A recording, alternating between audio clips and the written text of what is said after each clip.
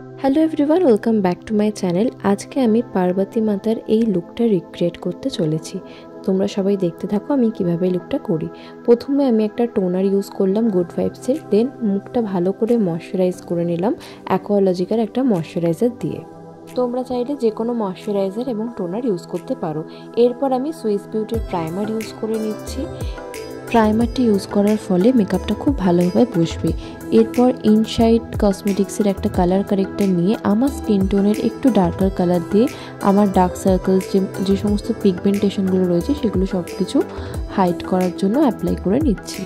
এরপরে আমি চোখের নিচে এবং যে জায়গাগুলো আমি কারেক্টার ইউজ করলাম সেই জায়গাগুলো আমি কনসিলার অ্যাপ্লাই করছি। আমি এখানে কোনো ধরনের ফাউন্ডেশন ইউজ করছি না, কারণ আমি এই লুকটা একটু লাইটের মধ্যে রাখতে চাই। এরপর আমি ল্যাকমি অ্যাবসলিউটের একটা lip and cheek tint use করলাম অ্যাজ এ ব্লাশ হিসাবে।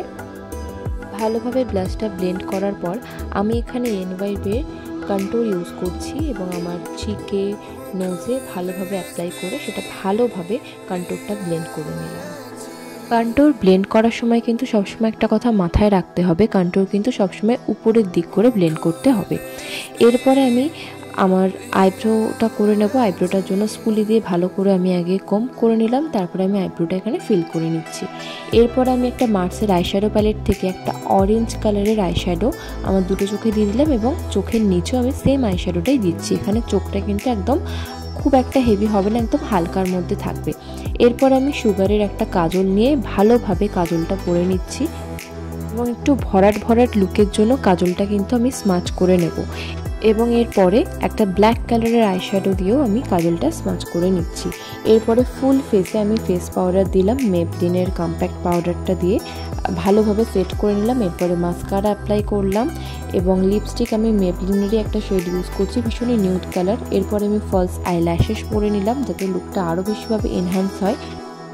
পাউডার ব্লাশ দিয়েও আমি একবারে ব্লাশটা সেট করে নিলাম। এরপরে আমি একটা হালকা শিমার চোখের উপরটায় ব্যবহার করে নিচ্ছি এবং সুগারের কন্ট্রোল দিয়ে আর একবার পাউডার কন্ট্রোল করছি। সব শেষে আমি মেকআপ সেটিং স্প্রে দিয়ে মেকআপটা সেট করেছিলাম, ওর ভিডিওর ক্লিপসটা নিতে আমি একদম ভুলে গেছি।